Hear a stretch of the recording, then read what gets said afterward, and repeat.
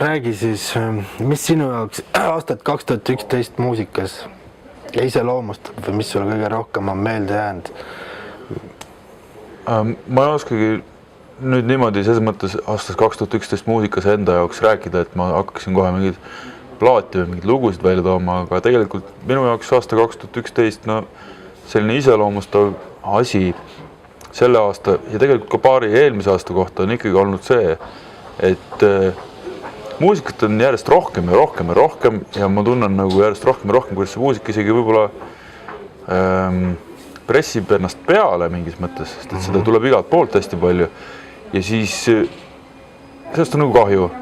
Ja üks asi, millest mul veel on nagu kahju ja millest mul oli sel aastal rohkem kahju kui kunagi varem, on see, et muusikat on nii lihtne kätte saada. Sellepärast, et ütleme ikkagi 15-16 aastat tagasi, kui ma olin veel mingi selline 13-14 mingi selline tiinekas, siis oli ikkagi selleks, et mingisugust lugu kuulda ja seda korduvalt kuulda, pidi tegema ikka päris palju, et sa pidid panema mingi kassetimakki ootama ja ootama, mille see raadiost teile tuleb.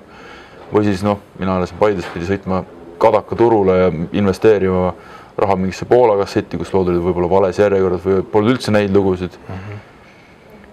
See, et muusikat on nagu lihtsam kätte saada, kõikvõimalikud YouTube'i lingid, mida sulle pannakse päevas mingi 10 tükki kusagilt sõprade poolt. See nagu minu jaoks natukene teeb nagu selle asja nagu kurvaks, seda müstikat jääb järjest vähemaks iga aastaga. Müstikat, sellist eksklusiivsust ja sellist salapära, aga siis üks asi, mida ma ise nagu ette võtsin selle vastu aastal 2011, ütleme nii, aga siin midagi salata ei ole, et ma arvan, hästi paljud inimesed on ju tõmmanud muusikat illegaalselt koduseks tarvitamiseks. Ja tõmbamine vist isegi ei ole keelatud on jagamine, eks.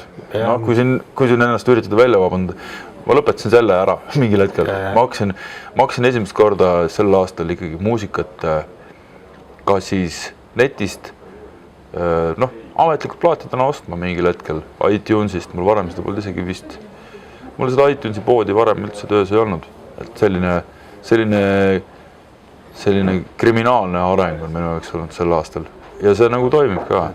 Uuest muusikast, kui 2011. aastal rääkida, siis raadios töötades tundub, et peaaegu iga teine lugu, mis nagu tuleb, sisaldab, eks ole, endas. Ma kusagilt nagu lugesin seda ja need ei ole nagu minu sõnadega, see iseloomustab seda üldist sellist popi suundumust päris hästi, et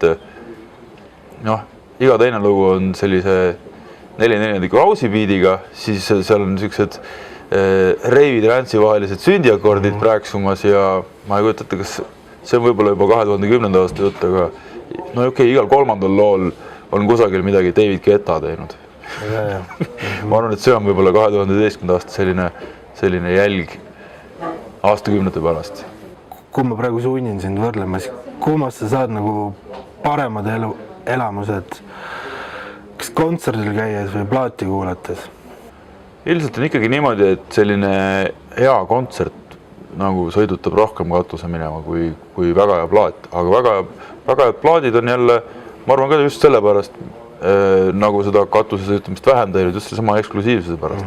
Kontserdil käies seda probleemi ei ole nagu üldse, sest et seal saad alati ise ka, selles asjas või täpselt sees, kõik on praegu siin toimub. Ja loomulikult oled sellest maksnud ka, võib-olla see listis ei ole.